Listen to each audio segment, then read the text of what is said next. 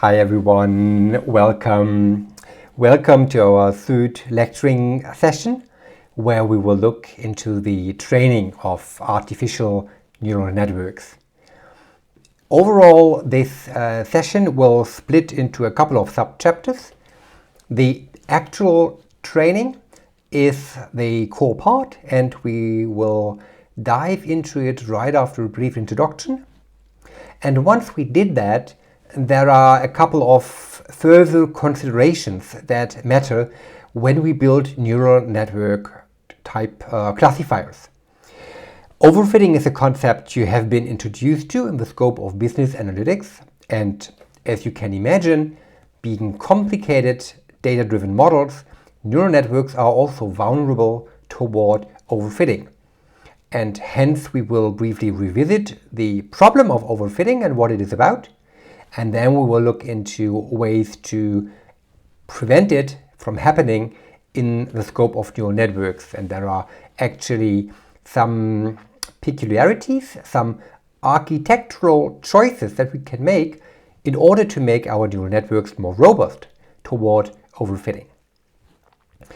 And subsequently, I would like to comment on a few further, issues or tasks when we build neural network models. These parts concern, for example, the way in which we prepare our data and also how we initialize the connection weights in a neural network.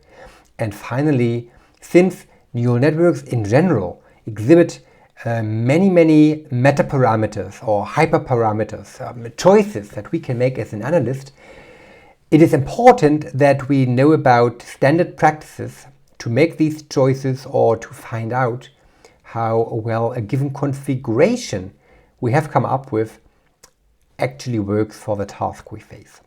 That is pretty much of the agenda of our third session. As you can guess, quite a content-rich session. So let's just get going. Introduction. Well, basically, you already know what training a neural network is about, so we won't need that much introduction. Rather, let's briefly revisit the key bits of our last lecture, one of which clearly was the way our neural networks operate, how they translate input values, input data that we feed into the neural network into outputs, predictions, y hat, from which we can then derive something like a loss. You'll see the key equation here shown on the slide.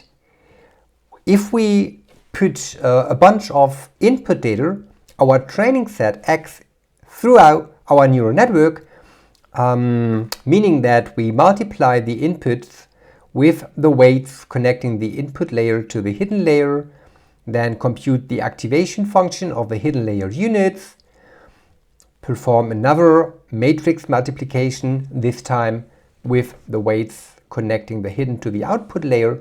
Eventually, we will arrive at a vector of forecasts that has one element for each instance of the training set, or better to say, maybe each data point in the training set. And with this, we calculate our loss function, and that is the starting point for today for training the neural network so that this measure of loss will decrease and hopefully arrive at a minimum. One other bit I'd like to briefly comment on from the last week were these considerations on the choice of the architecture of our neural network, where we basically created this little table reminding us how the architecture of a neural network, specifically with regard to the output layer, looks like depending on what type of modeling task we are facing. And we have mainly talked about regression problems and classification problems.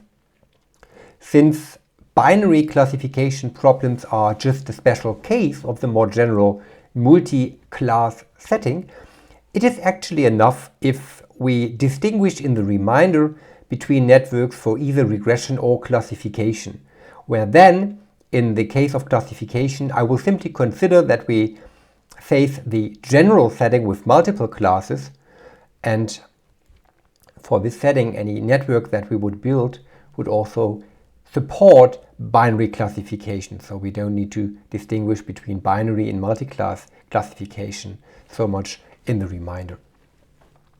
Hence, for regression type of problems, we have one output neuron or one output unit in the last layer of our neural network, which will basically produce the forecasts of our target variable. And for classification, we will have an output layer consisting of multiple units, C units. For C classes, that is the prevailing setup. And we have talked about the softmax function, which basically is yet another layer that we put after the raw outputs of our neural network, so that these raw outputs get translated into calibrated probabilities that sum up to 1 over all the output units in the output layer, so that we can then interpret every output of one unit of our neural network as the probability for a specific class. And for training classification networks, you have also been introduced to the cross-entropy loss function. I put some equations below the table just to remind you about the calculations in the neural network. You can briefly revisit these, how we calculate the activation of our hidden units Z by means of matrix multiplication. The feature values of our data points X, we multiply these with weights to arrive and aggregate them to arrive at the hidden layer input denoted by Z, and for a given hidden layer unit Zk, you see the calculation, and then taking these hidden layer inputs, we apply our activation function g of Z. This gives us the output of the hidden layer units, and these outputs are weighted one more time when going or when propagating into the output layer. We have another set of weights, and we have another set of biases that we add.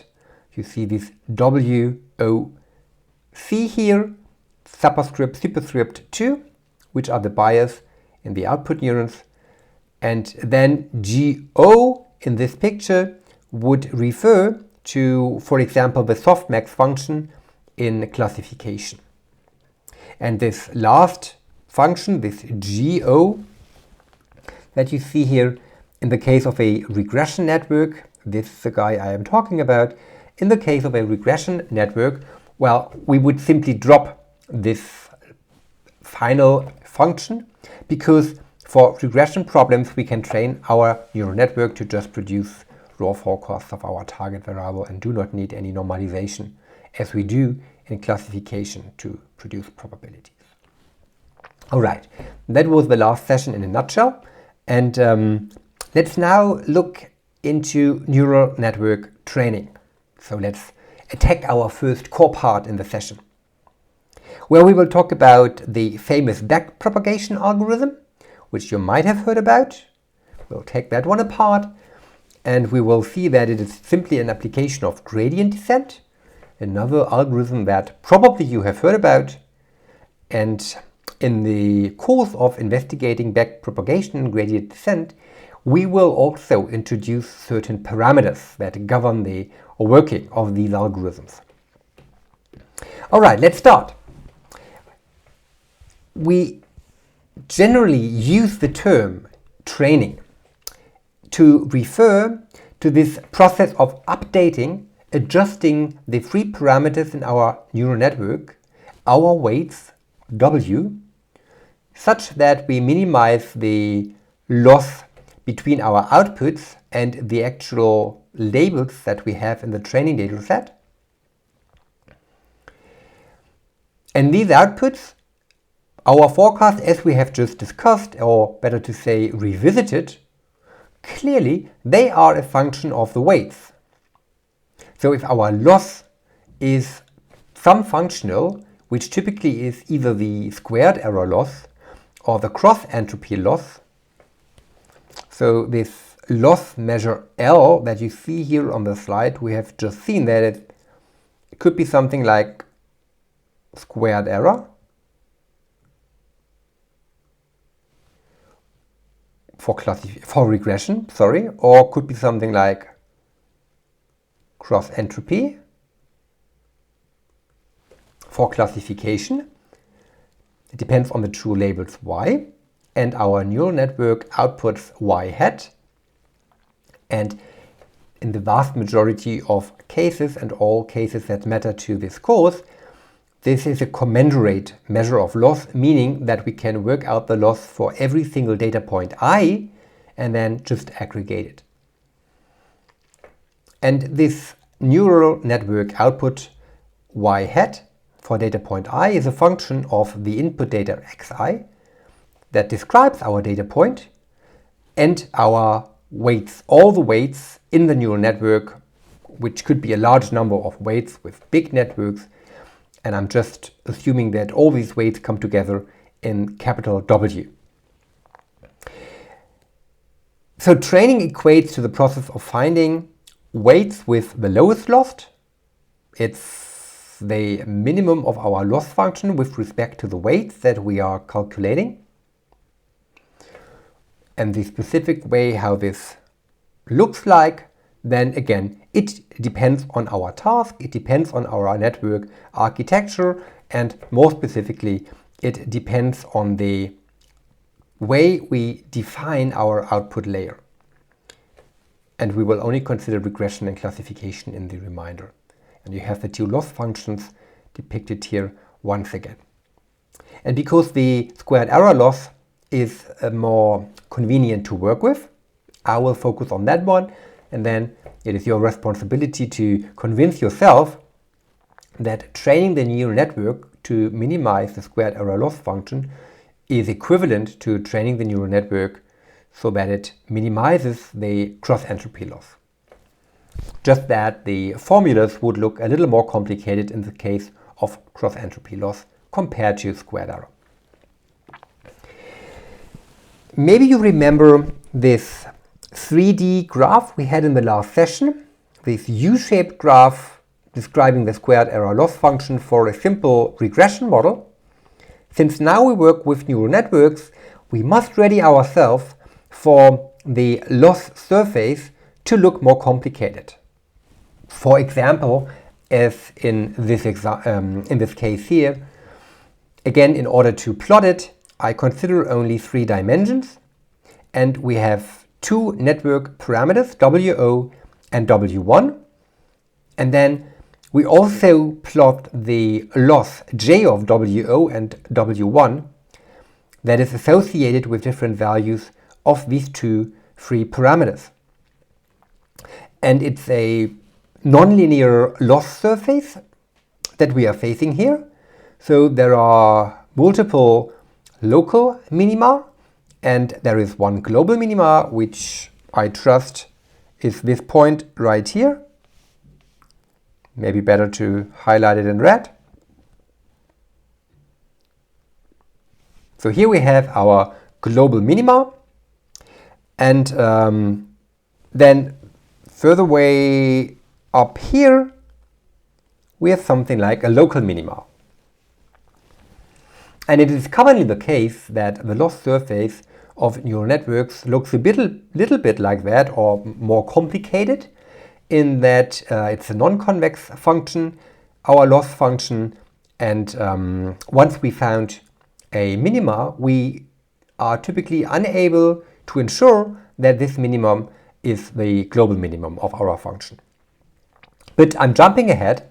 Let's first of all remind us how we find the minima of these functions at all. So a convenient way to minimize our loss here would be to calculate the gradient.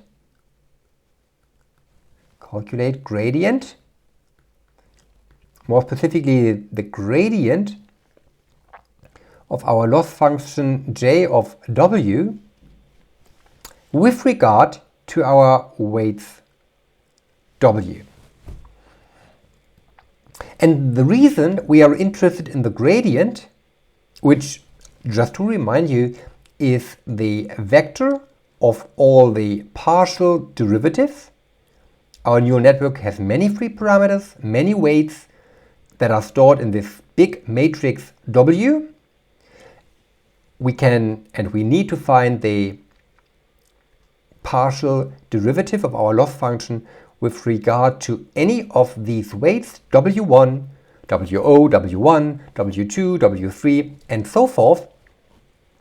And if we put all these partial derivatives together in a big vector, that would be the gradient. And the reason we are interested in this gradient is precisely that the gradient tells us the direction in which our function, our loss function, displays the steepest increase. So imagine you are at a certain point. A certain point means you have a certain value of WO and also a value of W1, some value. And then you are somewhere in this loss surface. Let's say you are right here.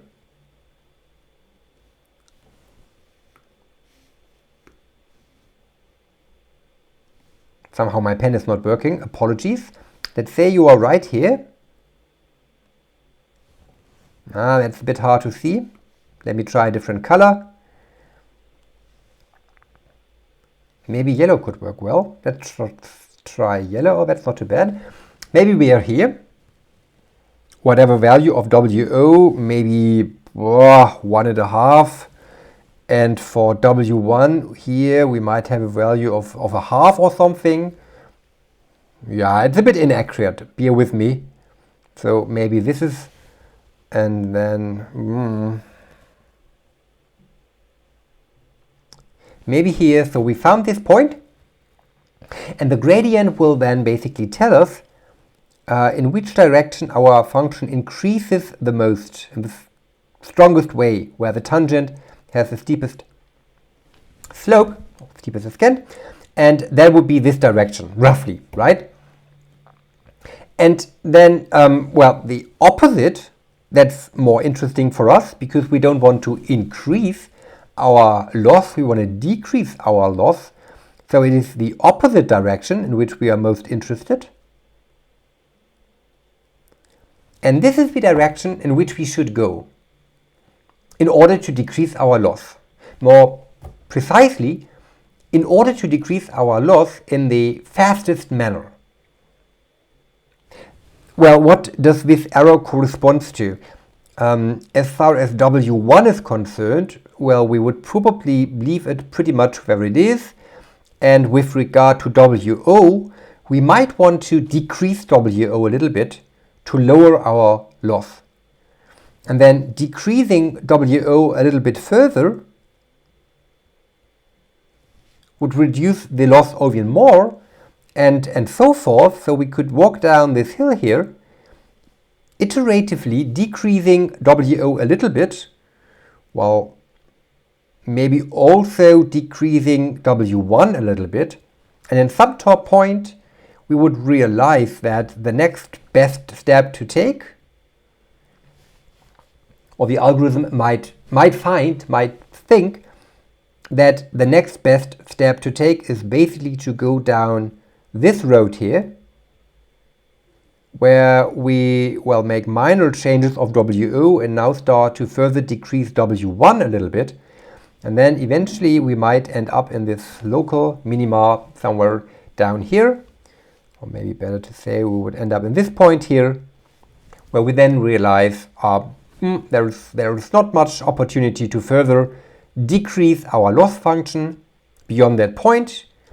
We've hit this local minima, and our exercise of incrementally adjusting the weights to decrease the loss would come to a halt. And that is the idea of gradient descent. And in order to perform this or to implement this idea, we need to calculate this gradient. It gives us the direction of the steepest ascent, the steepest strongest increase of our loss, and then knowing this direction allows us to make steps in the, or I could say in the direction of the negative gradient, because again we want to increase our loss. So the really interesting thing for us is just the negative of the gradient, but then multiplying with -1 is not a big deal, right? So that is in a nutshell how we train neural networks. We look at this loss function and then we incrementally adjust our weights, or by taking steps in the direction of a negative gradient, until we have found a local minima of that loss function. So I will start our journey with a little bit of a definition that could also serve as a summary of the backpropagation algorithm. It is an iterative algorithm, works step by step, and in each step of this iterative algorithm we update the weights, all the weights in our neural network, in such a way that the loss is decreased and is eventually minimized.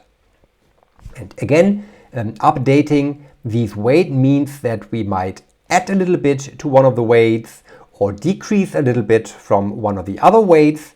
We just adjust them in some way so that our loss is minimized. And the specific type of the adjustment, whether we add something to a weight or whether we decrease the value of another weight, is governed by the gradient. Backpropagation is essentially just an application of gradient descent to neural network training. For now you can leave it like that. The actual training is just gradient descent. We train neural networks by gradient descent. That's what we typically do. And well, what backpropagation is about, so we calculate the output of each node in the neural network based on the current set of weights. This operation we call the forward pass, because we take some input data x, feed it through the neural network, and then get an output, which allows us to find the gradient, the partial derivative of our loss function with regard to the weights, and then in a backward path, which coined the term backpropagation, we identify the direction in which individual weights should be changed. That's the idea, but we'll look at it in a bit more detail. Prior to that, just for fun, if you are interested, maybe a little bit of history on neural networks.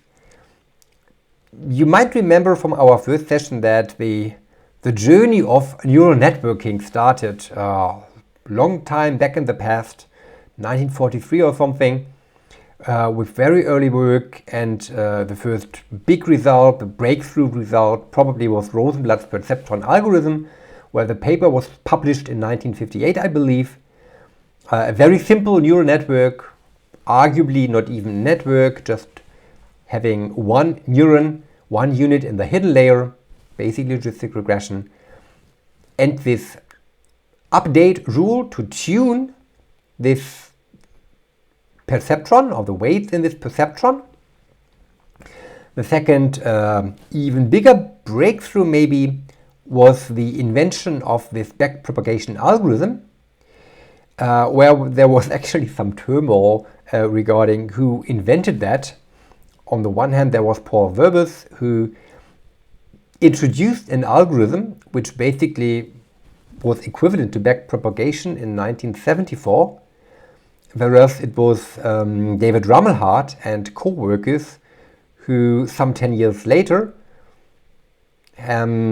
introduced backpropagation, and also the term, as far as I remember, backpropagation, and then later on this equivalence between Rumelhart's backpropagation Rammelhardt et al.'s backpropagation and Weber's backpropagation was realized, and you can imagine that there was some debate who invented the thing. And interestingly, neural networks afterwards declined in popularity. Well, shortly afterwards, or in the 19th or later 19th, and this loss in popularity had two reasons. On the one hand side, the algorithm of backpropagation that was found, a mathematical, sound, well, theory-grounded type of algorithm to tune neural networks, the infrastructure, or the formalism, better to say, the formalism was there. Yet the computational power, the tools, the infrastructure, and now the word fits a lot better, the infrastructure that you need to train bigger neural networks and apply them to bigger sets of data to perform more exciting tasks, that was lacking back then when backpropagation was invented. The formalism was there, the mathematical understanding and underpinnings, all that was ready, but the infrastructure was lacking behind. And it took a bunch of more years until this infrastructure was developed. And in addition to that, this time where neural networks lost a little bit of their popularity was the advent of support vector machines, a related different type of machine learning algorithm that attracted a lot of attention, especially in the late 19th, but also later. I think this also contributed to the decline of the popularity of neural networks, which then, however, received a renaissance, early 2000s maybe. And now, concerning the picture, we are in the second column, where there were another set of breakthrough results, many of which go back to Josh Bengio, Geoffrey Hinton, or Jan LeCun. Of course, many people have made extremely exciting contributions to the field of neural networking. But if you want to single out 3 names for the sake of having balance on the slide, in my opinion, these would be the ones. And apologies to all those not mentioned here. Schmidt-Huber, for example, another very famous scholar in the scope of neural networking. Anyways, many exciting results came out once the infrastructure was ready. For example, in image analysis, in computer vision, but also in natural language processing, which then also meant a renaissance of the backpropagation algorithm, which is still underneath training deep networks today.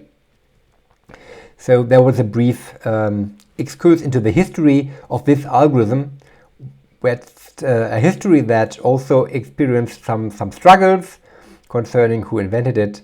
And it's quite interesting to read a little bit about it. Should you be interested, I suggest you start at the Wikipedia page of backpropagation, which is quite a nice read, and then make your way from there. But let's go back to the algorithm. So building blocks, let's take it apart. First of all, we do need an intermediate solution, or a temporary solution. We do need a starting point, as is the case in many iterative algorithms. They start somewhere. They need an initial solution and take it from there. You could think of the k-means clustering algorithm as a good example for this approach. And it's the same with training a neural network. We have some solution, meaning we have some set of weights that we get from somewhere. In fact, it's not a big deal. A neural network has, depending on its architecture, many connection weights. The architecture will tell you how many weights, and you could initialize every single weight just randomly by drawing a random number from some distribution. And this picking of weights at random has the purpose of allowing you to calculate the forward path, taking some data and putting that through the network. And this is the picture you know from last week. We take some input data, x, put it through our network to produce an output value, y hat, And here implicitly I am assuming we face a regression task because we are, the because is maybe, it's a good exercise for you to make sure you follow along. We have one hidden unit, no, sorry, we have one output unit. We have y hat 1 output unit.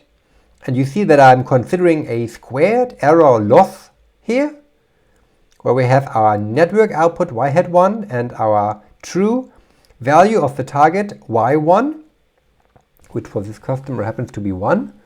And so this picture, it really is about using a neural network for regression. And it's good if you make sure that you fully grasp that, fully understand that, how this clearly is a regression network.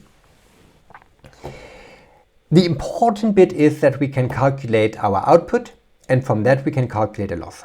And this is why we need the initial set of weights. Otherwise, no weights, no output. And the output we critically depend on, because the output gives us a residual, and the residual is the key ingredient that we need to improve. It tells us how good or bad we are. At the beginning, we are normally very bad. So indeed, we might start our journey, if we are unlucky, with drawing random weights. We might indeed start our journey up here, where the loss is the highest in the entire loss surface. Doesn't matter, we just need some starting point, and from there we can improve.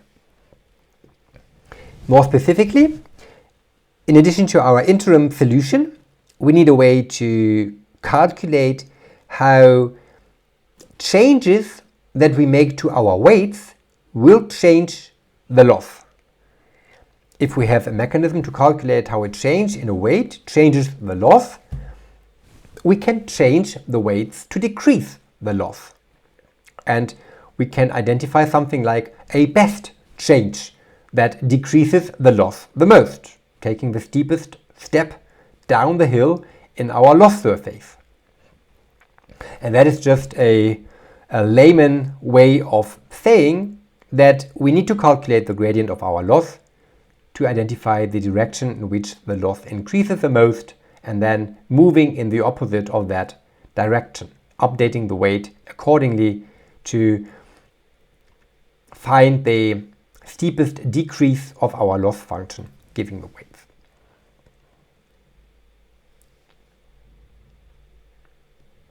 All right. And this is the yet more formal perspective. We start from a random initialization of our weight. So for example, we draw every weight from a normal distribution with zero mean and some variance sigma square. And then we enter this iterative loop where we make steps. The first step is calculating the forward path through our neural network. We calculate our loss in the known manner, and although I have not explicitly shown it here, I trust you know how our neural network output, which is y hat, depends on our weights w. We could at any point in time, if you prefer, also note it down how, here's some space, y hat I is a function of xi and w. And xi, I well make a bold x here, this is bold xi, so the input vector. And in our algorithm, the next thing, once we have calculated the forward path and have found the loss, we calculate the partial derivative of our loss function with regard to the weights. In other words, we compute our gradient. And then what you see at the lower part here is the famous update equation in gradient descent. We have a set of weights, w, which could be our initial randomly generated set of weights or some intermediate set of weights, and then we update that Note the minus here. So remember, opposite direction of the gradient. This is where the loss function decreases the most, hence the minus. And then we just update all our weights based on this gradient, where we subtract the gradient. But as a matter of fact, we don't really subtract the full gradient, because that would correspond to making a big change, possibly, to our current set of weights. The gradient is just the vector of the partial derivatives, and there could be some very large values in this vector, and then subtracting the gradient would mean that in every iteration of our algorithm we make big changes to our weights, and often that's not really desired. Rather, we want to make some small steps to make sure that we don't miss a minimum in our loss surface. So we introduce this additional parameters eta. Parameter eta is called the learning rate, and the learning rate governs the magnitude of the step that we make, how big a step we take in the opposite direction of the gradient. And well, either this is a parameter that we as analysts need to choose, or some algorithms might, well, offer some smartness in choosing this learning rate. Think of it for now as a metaparameter. And the idea of this metaparameter, again, is that we have control over the size of the step that we make in every iteration of this algorithm. Calculating forward path, finding the loss, calculating the partial derivatives of the loss with regard to our current weights, the gradient, and then changing these weights in the opposite direction of the gradient, multiplied with some metaparameter eta, multiplied with the learning rate to control the size of the step that we take. And this iterative algorithm continues until some stopping criterion is met. Maybe you define a maximum number of steps, you do this loop for 100 times maybe, or you could monitor the improvement that you make in every round. Improvement, for example, as in how much the loss decreases from one round to the next, and then you could stop as soon as the loss stops decreasing substantially. There are ways to do that. And once you are done, once your termination criteria stops this loop, you simply return the final set of weights, and that is it. That is gradient descent.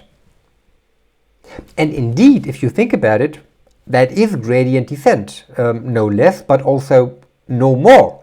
So is backpropagation just gradient descent? Question mark. Then what's all the fuss with backpropagation about if it's just gradient descent? It is gradient descent. Yet earlier on I was saying understand backpropagation as an application of gradient descent to neural network training. So there's a little bit more to it. And to examine this a little bit more, I would like to introduce you to computational graphs. A computational graph, this picture here I, by the way, was taking from the interactive book I like so much, from UC Berkeley. It illustrates the calculations that happen in the neural network and how we find the value of our loss function in the forward path, and also how we can then calculate the gradient in the backward path. This is where this computational graph will come in handy. I'll soon simplify it a little bit, but generally the idea of this picture is that you see our loss j at the right hand side, and you see how j is a function of this L, our measure of the loss. So remember, this L here could be something like yi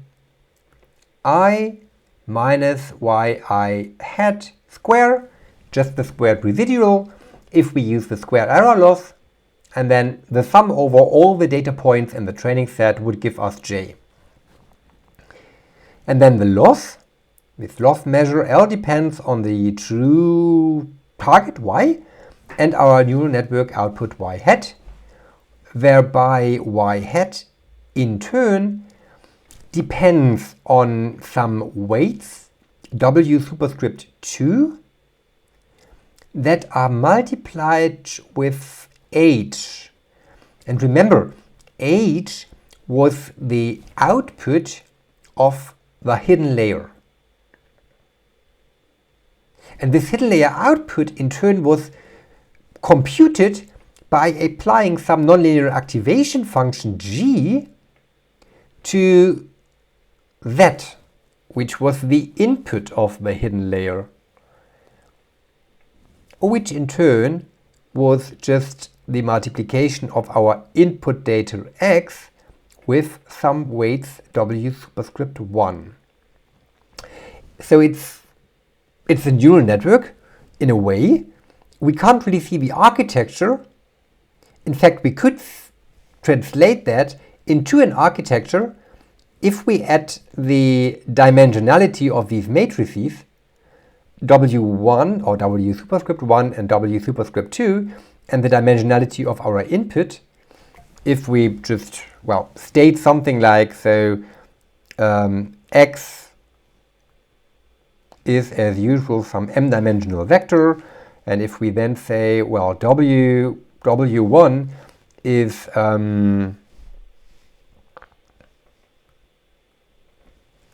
let's say we have 3 hidden units in the first hidden layer.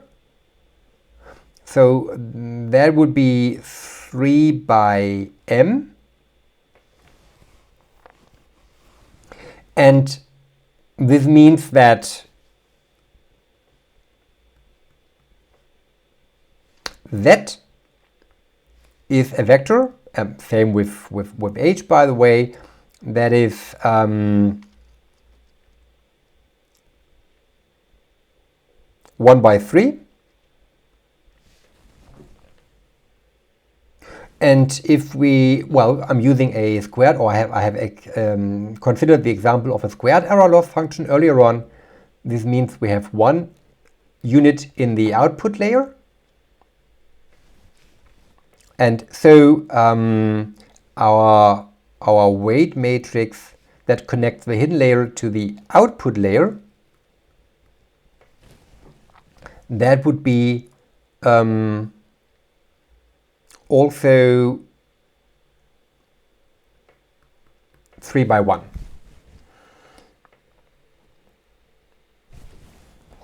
And then we could draw this thing. Let me change my drawing a little bit.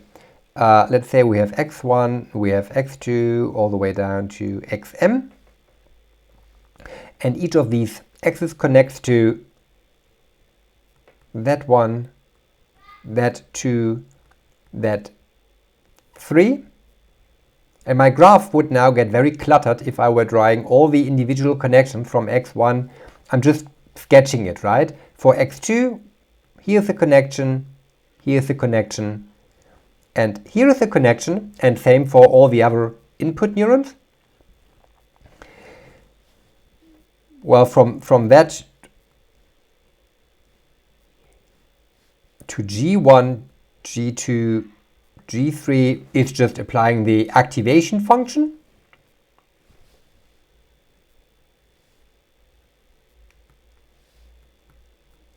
And then we have Y hat, where again we have full connectivity, so every one of these hidden units connects into this output unit. So the computational graph is, if you wish, just another way to represent a neural network. The specific architecture you can tell only if you add the information of the dimensionality. But the real point is to inform, the real point of the computational graph is to inform the backward calculation, because it tells us that if we now want to determine how the loss j changes with a change in the weights, let's say in one of the weights in the layer between the hidden and the output layer, we need to go over our loss measure, which in turn depends on y hat, which in turn depends on this weight. So this is basically the way we need to go back in order to understand how j, the loss, changes with a change in the weights W2 or superscript 2. And the computational graph is to make sure that we do not leave out any important step. And to illustrate that, let's consider a slightly, or more than slightly, maybe simplified example. This is another computational graph, just that I have taken out some of the computations. For example, there is no transition from Z to H anymore, which means that I do not consider any activation function. So that actually means that we are running something like a univariate regression here. It's a bit more than a univariate regression, because in a univariate regression we would have x times beta, and here in fact we calculate x times w1 times w2 equal to y hat. But of course the product of w1 and w2, in a nutshell, it's just one parameter. But this is not where I want to go. Rather, remember that our loss function is squared error loss, or I'm assuming that, and for convenience I've added this constant 1/2, and you already see why this will come in handy, because it cleans up our derivative a little bit, which we'll soon need. So we now ask the question, how does our loss j of w change with a small change in the weight w2? And as you know by now, in order to tell how it changes, we will calculate the gradient of our loss function with regard to w2. So we need the partial derivatives of j with regard to w2. And this partial derivative, its very purpose is to reveal how the value of the loss is going to change once we change w2. So this is what we need. But, well, obviously, on the path from w2 to j, we pass y hat in the computational graph. So there is one node in between these two entities, j and w2, in the computational graph. And whenever we face such a situation, we make use of the chain rule. And now things get interesting. So the partial derivative of j with regard to w2, we can write it out as the partial derivative of our loss function with regard to the neural network output y hat multiplied with the partial derivative, or well, multiplied with the derivative of y hat with regard to w2. And to see that, you really need to remind yourself of the chain rule of calculus, which we have applied here, because, and this is really what the computational graph is meant to show us, these calculation in a neural network, that is actually a nested function that we calculate. And then we need the derivative of nested function, and this is just the chain rule. I put one slide to remind you. Here is the chain rule as you would find it in any math textbook or on Wikipedia or Wolfram math, or wherever you like to look for it. It shows us how we calculate the derivative of nested functions.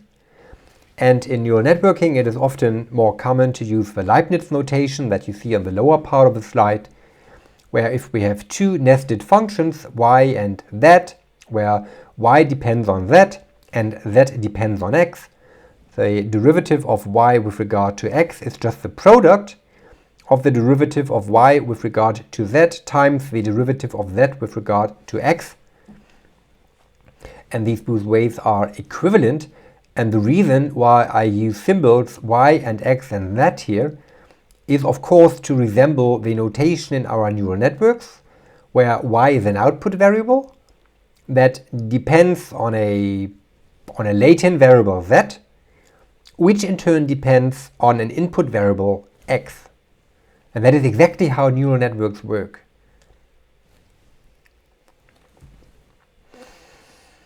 And then we could also write out the partial derivative.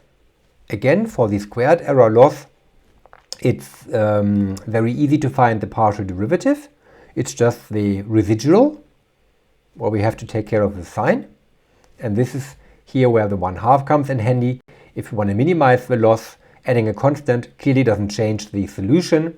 And this 1/2 takes care of getting rid of the 2 when we form the derivative.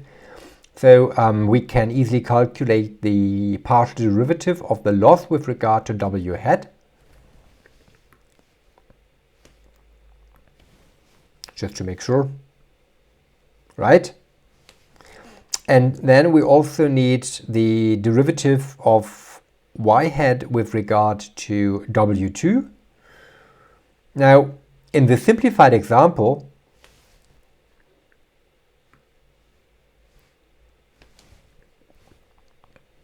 and we see it also from the computational graph, basically y hat is equal to w2 times z.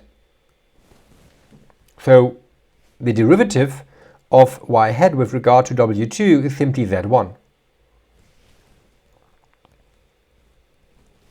And that gives us a way for this very tiny, simple, sweet toy network to calculate the partial derivative of the loss with regard to w2. It is actually the product of the residual times that.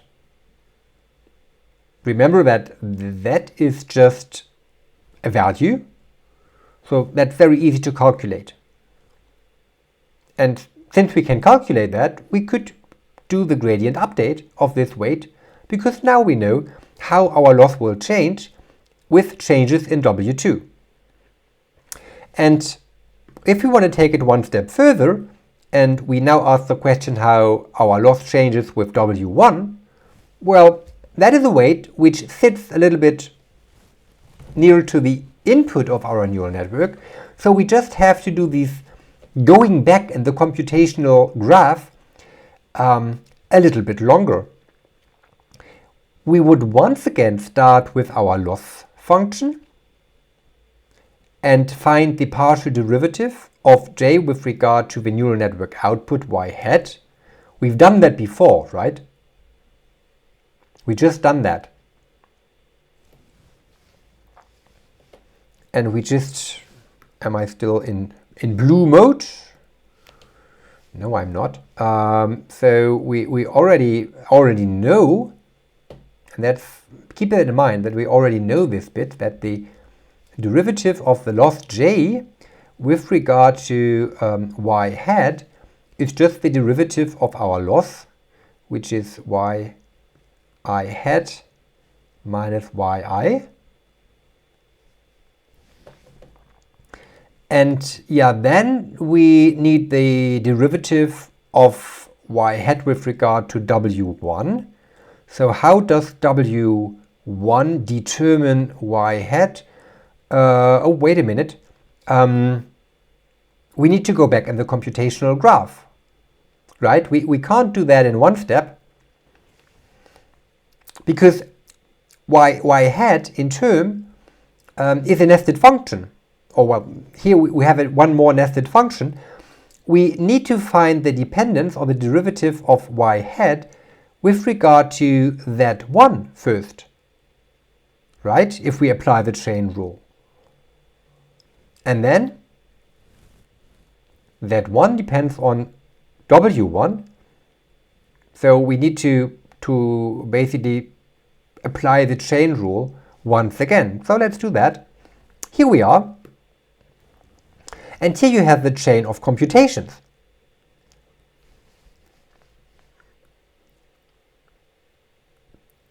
Wj delta j of w delta y hat was y hat minus y. Then we had, no, we need red this time. Then we have delta y hat with regard to delta that one. That's the new part, right? Compared to previously when we were looking for the, when we were examining W2. Because y hat depends directly on W2. But since we are now focusing on W1, y hat does not depend directly on W1. We have another nesting. So we need the derivative of y hat with regard to Z1, which in this example is equal to W2, right? And then we need the derivative of Z1 with regard to W1, where I need green. Where's green? Is green. So we also need, well, this last derivative and delta Z1, delta W1. Again, well, it's just a simple multiplication. So in fact, that is x, right? Because here on this part, we have maybe black.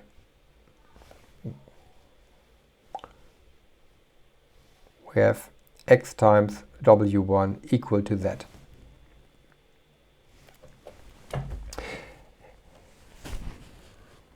That was simple. That was a simple example, but the idea was to get across the gist of backpropagation. We basically repeat this going back in the computational graph for every weight. And what's really important computationally is that we do that in a smart way. But, well, first of all, we go back in the computational graph, we apply the chain rule by doing so, and then find all the partial derivative of our loss function with regard to the network weights, just as we have illustrated it. And the key thing is in backpropagation, where we backpropagate the error signal through the network from the end where the error signal emerges. By error signal, I mean our loss. We backpropagate this information through the network and adjust all the weights on the go. And what is very important is that we do that in a smart way, exploiting reoccurring computations. Because even in this tiny example, you have noticed that the partial derivative of the loss, J, with regard to the network output, W hat, it reoccurred. We needed it in both the update of a gradient with regard to W2 and the gradient with regard to W1. We needed that term in both these updates, so it would make sense to compute that only once and then store the value. And these recurring patterns, there are more of these. If you want to take it one step deeper, I created this picture with the help of one of my student assistants who kindly did the graph, which was a lot of work, I trust, where we have a little more detail. So now I take back the relaxation of ignoring activation functions. We have, once again, one input unit, one hidden unit, and one output unit as before. And we have the squared error loss as before, just that this time we have two nonlinear functions in the picture. So we have the standard activation function used in the hidden layer, G. Note that G here. The notation is a little bit different, and I apologize for that. This A superscript 1, this guy here, right? Well, I used to call that H, right? The hidden layer activation, that should be H. Sorry for the inconsistency, haven't seen that before, and now the video is running and I won't stop it. Anyways, we calculate the input to the hidden unit as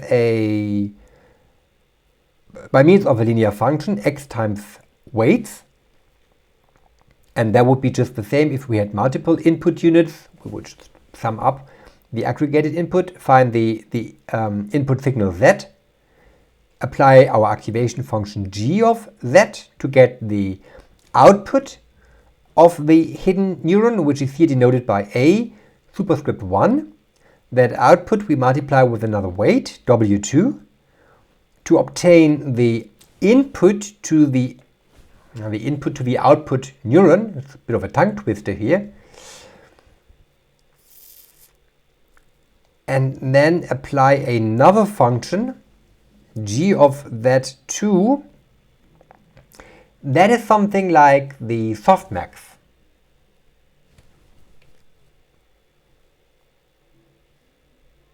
Yeah, and again, it's slightly suboptimal that we have a squared error loss. And then this g of z2 here, e.g.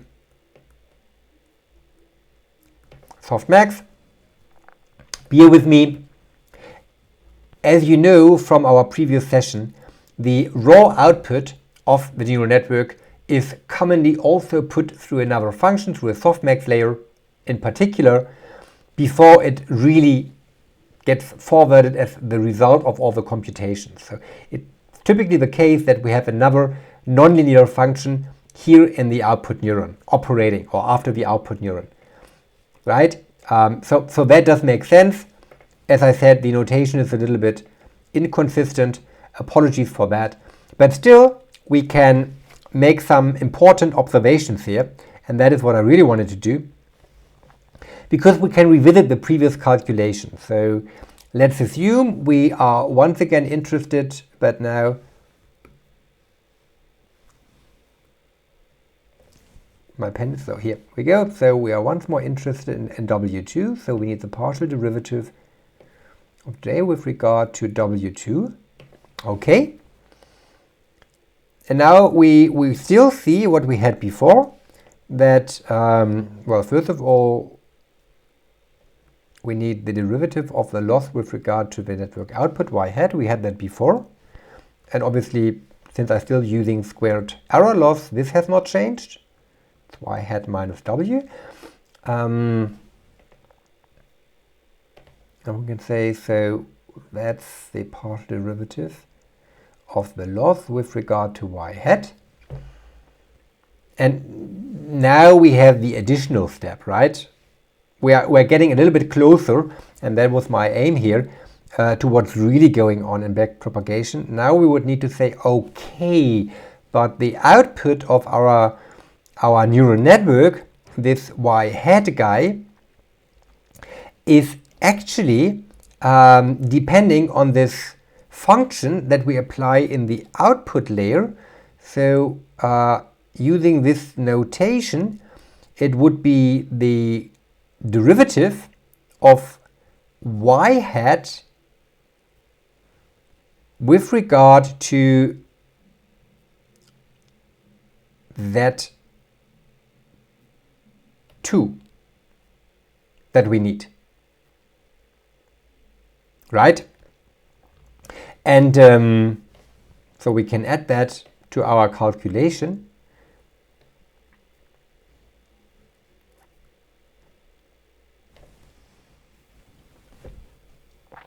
And well, yeah, this partial derivative, it is essentially dependent on the type of function we consider here in the output layer. So I will just put it as prime of that 2 for simplicity.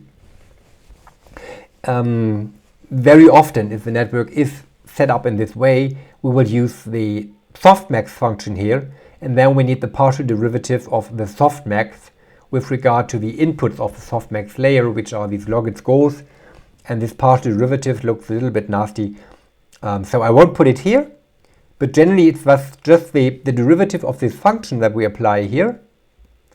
And then in addition to that, and this feels a bit more familiar here again, we have the partial derivative of our input with regard to W2. And it's denoted by A1 here, so we would have A1 by W2. Okay? Well, we know that, well, yeah, that's actually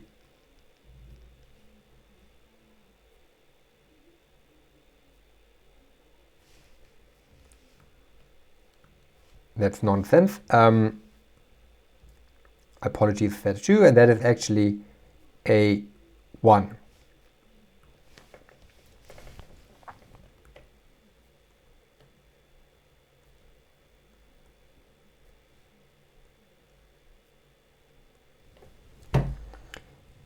And again, we could now just add the partial derivative and multiply them together to have calculated our gradient.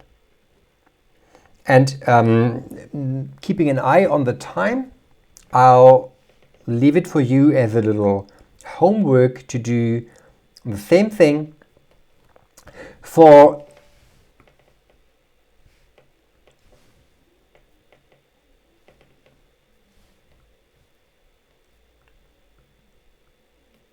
W1, which would be the next step. And well, it's actually not that very complicated. We have our loss, we have the derivative of the loss with regard to a network output times the derivative of the network,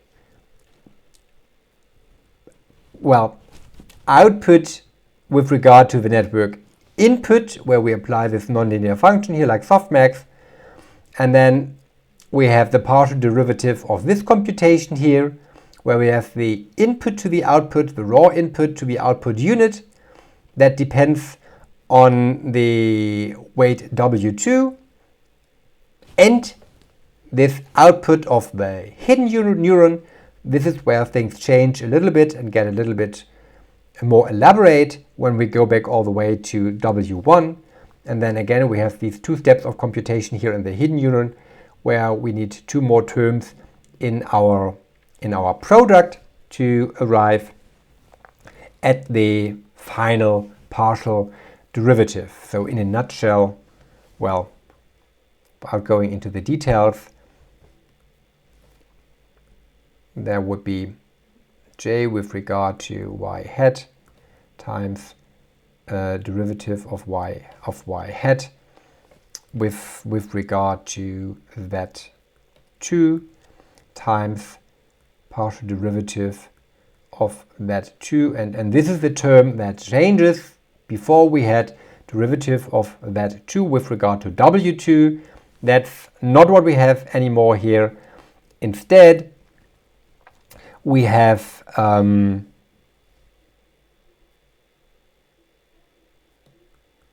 A1, and then we have the partial derivative of A1 with regard to that one. Didn't I say before that I leave it to you as a homework? I wonder why I'm now doing your homework. But anyways, partial derivative of that one with regard to W1. Yay, hey, there we are. So long chain of partial derivative. But if you think a little bit about it, actually, it's tedious, but it's always the same type of operation. It's a bit tedious, but always the same type of operation. So you can imagine that since we need to do these calculations for many weights in a real neural network, many of these calculations will reoccur.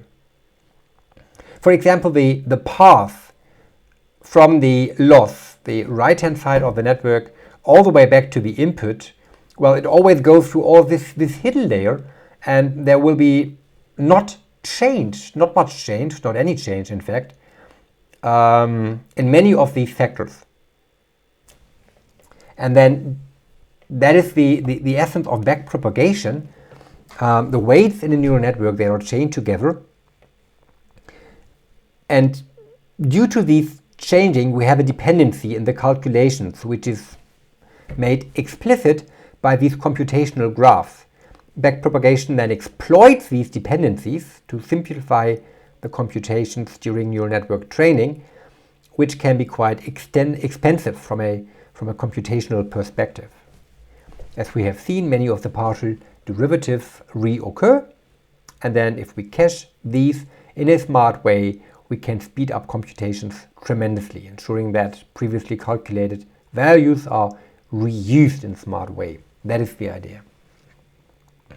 But once we have done that, once we have done this backpropagation, again, it means we take the loss and we calculate the dependence of the loss with regard to any of the weights in our neural network, and we start with the weights closest to the network output and then propagate this dependence back all the way to the input. Once we've done that, we know our gradient, and once we know our gradient, we just do gradient descent. And that is training a neural network. I noticed that there were many formulas. What I would like you to do, in addition to hopefully following my videos, I put together some very good sources that also explain backpropagation. There is a famous picture, one of these infograms, which goes, or the credit goes to Rubens Simmons, backpropagation in one picture. You see that this one here, it's quite nice. I personally also like the explanation in the machine learning glossary on backpropagation a lot. That does a very nice job in explaining this recurrency.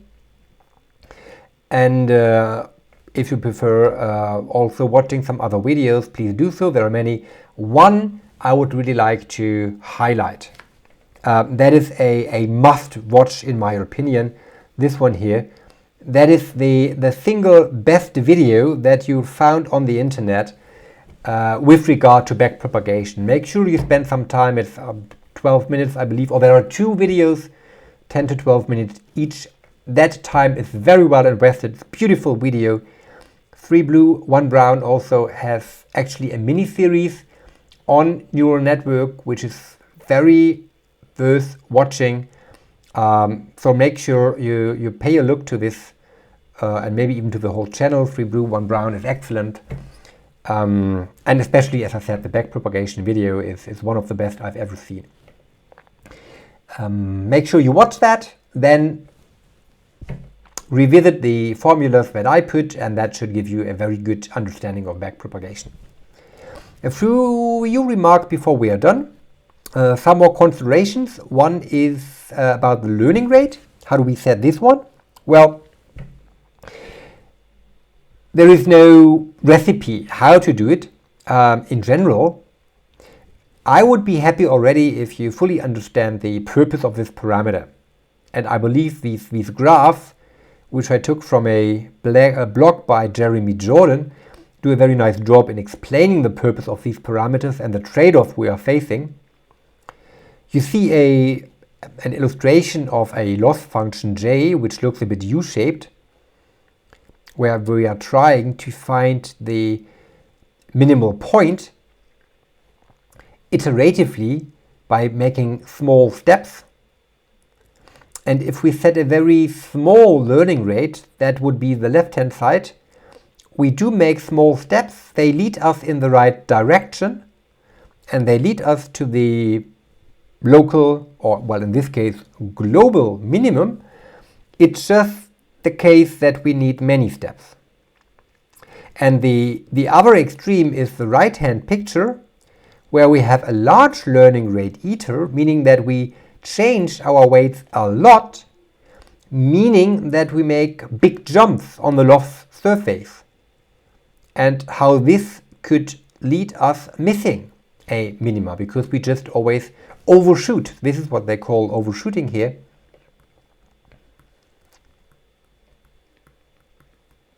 We are on a good way to a loss, but we make steps as big that we are past the minimum before we get there. So this would be the perfect solution, where we make steps that are large enough to progress quickly, but not so large to overshoot. And this is where we want to set our learning rate eta. The question is, how do we do that? And as I said, there is no strict recipe. We could, however, and do make use of smart optimization algorithms when we train our neural networks that maybe help a little bit with that. Modern algorithms for neural network training would allow us to not pick one learning rate iter for the whole course of training the network. They would allow adjustments of these learning rates dependent on various considerations. The magnitude of the gradient, for example, or the size of particular weights. The picture illustrates a situation where we are somewhat at a settle point of our loss function. And you could imagine, or you could make the argument that if you are in such a settle point,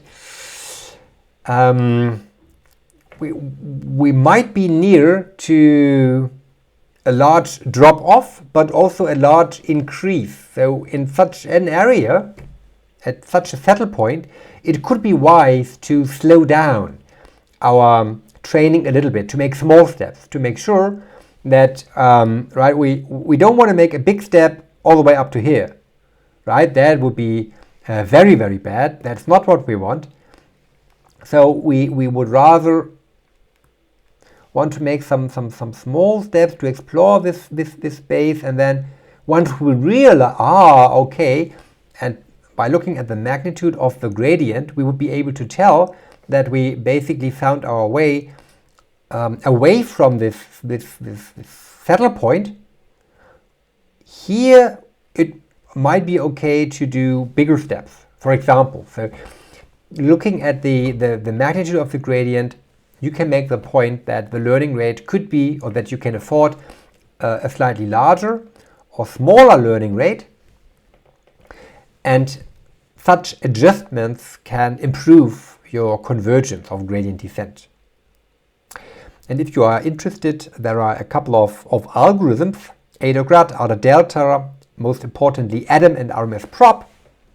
The latter two, ADAM and RMS-prop, is what you will typically use if you run neural network training in state-of-the-art libraries like TensorFlow or in Keras. We will make use of these.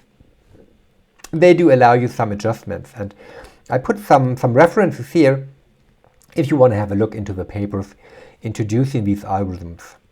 There is also momentum, which is another way to govern our training, and we'll look at momentum in a bit more detail in the practical. For now, let's move on. There is one more point I want to make.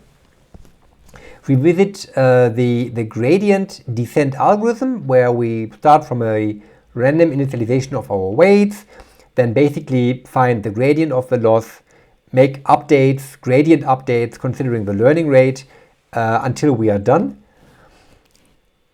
One point to make here, and it's easily to miss it if you just follow the equations, is that, this calculation here, that can be extremely costly.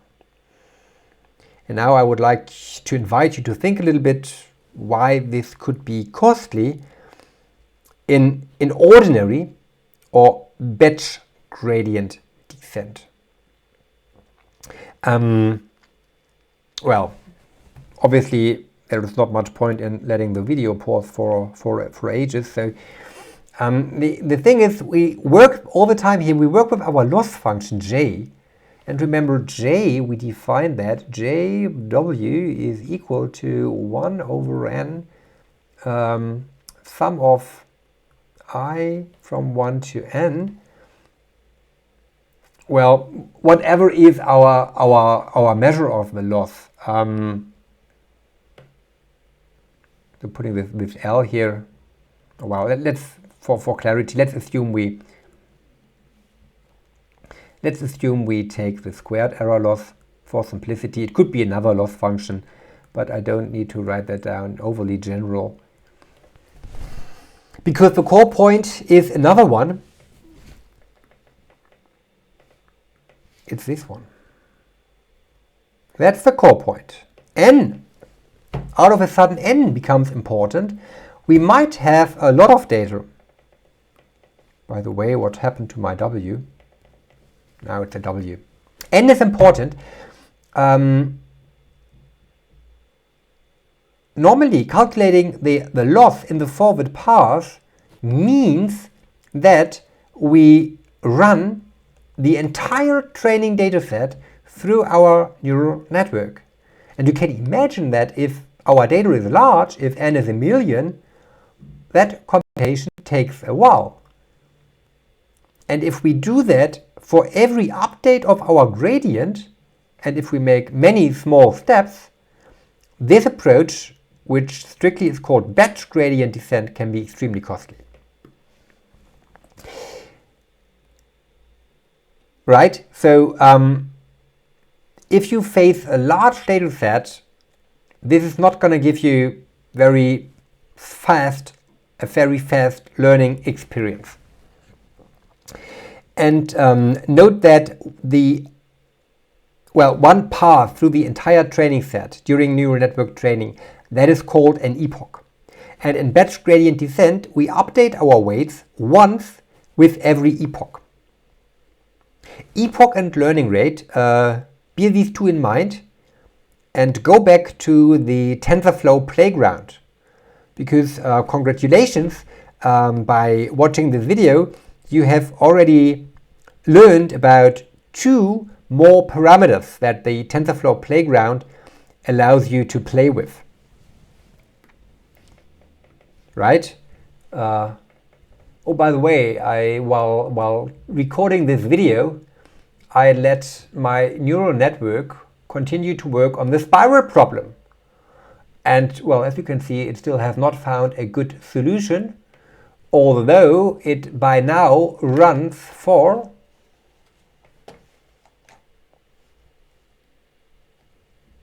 1,800 and so forth epochs. Here you see epoch, here you see learning rate, and by now you know what this is about. And since you already know what activation is, it's the nonlinear functions that we apply in the hidden layer, and that you know what regularization is, and you can guess what the regularization rate is. This is all stuff that we learned in BADS. You are fully familiar with all the options of the TensorFlow playground by now. Yeah, and apparently I still haven't really found a good solution for the spiral problem. I'll let it run a little longer, and then maybe by the end of the videos we can come back to that and let's see what our neural network has achieved. Anyways, let's go back to the presentation. So batch gradient descent is costly because for each update we need to run throughout the entire training set. And for larger training set, that's not wise. There is stochastic gradient descent, which is the other extreme. In stochastic gradient descent, we change the algorithm such that we pick one data point, single data point, I, and for a single data point, yeah, we can calculate the loss, can we not? So we calculate or we approximate the gradient, it's an approximation, based on the loss that we get from this single data point. This single y hat I minus y this loss we take, and with this loss we approximate our gradient. And if you followed the previous part, you have noticed that this residual here showed up in the factors when we were exploring backpropagation. So we approximate the gradient in this way from a single data point and update our weights. This means if we have a data set of, let's say, 1000 points, then in one epoch we would update our weights 1000 times, one for every data point. Many updates which could enable fast learning, but on the other hand, the approximation of the gradient, in which direction our function, our loss function, increases and decreases. This is what we want to discern. This is what we want to learn from the gradient. And having only one data point, this will be a very rough approximation. So it's easy to compute, it's cheap, but rather noisy. And then there is a decent, well, middle path, which does not use the entire data set to approximate the gradient, nor does it use only a single data point. It's called mini-batch gradient descent. And well, the idea is that you just pick a sample of, let's say, B data points, and then you approximate the gradient using these B data points. And this is called a mini-batch. Again, you get an approximation of the partial derivatives, and you can do gradient descent based on that. So the question really is, how many data points do you consider in order to approximate the gradient of the loss with regard to the network weights? All of them, batch gradient descent, only one, stochastic gradient descent, or mini-batch gradient descent, which is still reasonably fast to compute depending on your choice of the mini-batch size, and you get a better estimate of the true gradient. So this is a good solution, and typically you will make use of mini-batch gradient descent at least as long as you work with these feed-forward type of neural networks. And in case you're interested in training and optimization, I would recommend you take a look into the paper by Sebastian Ruder, a very nice comparison of various algorithms to perform gradient descent for training neural networks, these RMS prop, these ADAM, and many others. He's examining these empirically, checking their behavior, a nice paper with some good guidance how to use these algorithms in practice. And that concludes our journey into backpropagation and gradient descent. Thanks a lot for your attention, and we can, in the next sub-chapter, continue our journey by investigating overfitting. And that we will do in another video. So thanks for now, and see you soon.